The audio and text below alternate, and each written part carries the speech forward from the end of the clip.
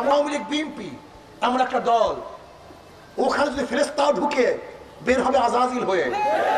বিশ্বাস হয় না, ভালো মানুষ ঢুকবে খুনি হয়ে বের হবে।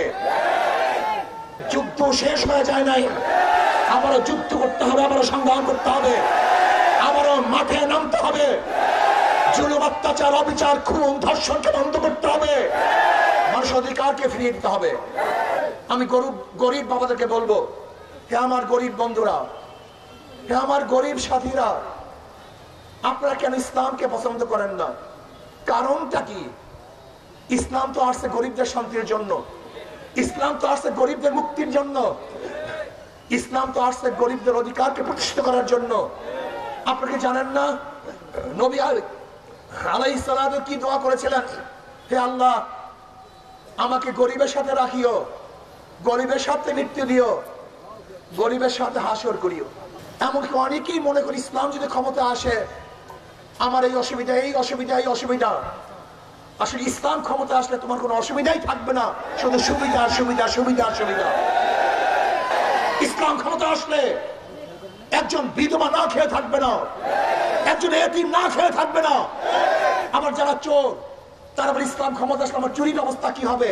তোমাকে চুরি করার প্রয়োজনই হবে না, তোমার কাছে টাকা বুঝে যাবে। তুমি চুরি করবা কেন? তোমার টাকাই তো অভাব থাকবে না। ঘুষখোররা মনে করে ইসলাম ক্ষমতা আসলে আমার ঘুষের অবস্থা কি হবে? তোমার মনই চাইবে না আমি ঘুষ খাই। আওয়ামী লীগ বিএনপি এমন একটা দল, ওখানে যদি ফেরেশতাও ঢুকে বের হবে আজাজিল হয়ে। বিশ্বাস হয় না, ভালো মানুষ ঢুকবে খুনি হয়ে বের হবে। আমি মনে করি এটা এমন একটা ইঞ্জিন, এমন একটা ফ্যাক্টরি, যেখানে ভালো মানুষ ঢুকবে খারাপ হয়ে বের হবে। আর ইসলাম এমন একটা ফ্যাক্টরি, এখানে হাজারো খারাপ মানুষ ঢুকবে ভালো হয়ে বের হবে। যারা ক্ষমতায় যেতে চান, একটা যৌক্তিক কথা উপস্থাপন করেন, আপনাদের ভোট দিবে কেন? একটা যৌক্তিক কথা উপস্থাপন করেন, দলিল দেন। আপনারা কি বলে মানুষের কাছে যাবেন ভোট চাওয়ার জন্য? আমাকে বলুন তো। বলতে পারেন জিয়াউর রহমান সাহেব এইটা ছিলেন, সেইটা ছিলেন, সেইটা ছিলেন। হ্যাঁ, 91-তে জিয়াউর রহমান সাহেব ভালো ছিলেন বিদায়ী আপনাকে ক্ষমতায় নিয়েছিল, কিন্তু 96 পর্যন্ত থাকতে পারেন নাই কেন? আবারও দ্বিতীয়বার আপনাদের পরীক্ষা করছে, 2001-এ আপনাদের ক্ষমতায় নিয়েছিল জিয়াউর রহমান সাহেবের ভালোর কারণে, কিন্তু এরপর আসতে পারেন নাই কেন? তার মানে জিয়াউর রহমান সাহেব ভালো ছিলেন, ভালো ছিলেন, এর জন্য মানুষ আপনাদেরকে ভোট দিয়েছে, কিন্তু পরীক্ষায় পাস করতে পারেন নাই, বারবার ফেল করেছেন। এ রাষ্ট্রকে দুর্নীতিতে 3বার চ্যাম্পিয়নশিপ করেছেন, হ্যাট্রিক করেছেন আপনার আমলে। এদেশের খুন ধর্ষণ বেড়ে গিয়েছিল।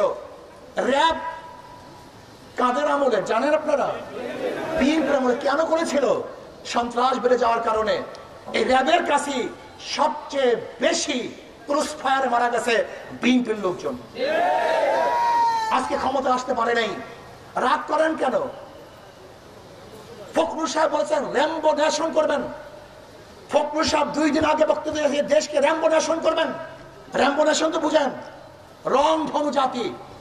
যেরকম রং ধনুর বিভিন্ন রং থাকে কিন্তু একসাথে থাকে, ফখরুল সাহেব বক্তব্য দিয়েছেন র্যাম্বো নেশন জাতি করবেন, যেখানে বিভিন্ন আদর্শের, বিভিন্ন মতের, বিভিন্ন চরিত্রের মানুষ থাকবে, সবাইকে নিয়ে রাষ্ট্র গঠন করতে চান। আপনি বলবেন র্যাম্বো নেশন করবেন, আর বিরোধী দলের মুখের মধ্যে, গলার মধ্যে টিপবেন, চাপ দিবেন, হত্যা করবেন, খুন করবেন, কেস দিবেন, তাদেরকে হত্যা করবেন। না, এটা র্যাম্বো নেশন হয় না, এটা জুলুমবাজ হয়, একনাকাণ্ড হয়, এটা বাকশাল হয়। বিএনপি আওয়ামী লীগ না থাকলে ক্ষমতায় কানা আসবে? 92% মুসলমানদের দেশে ইসলাম আসবে।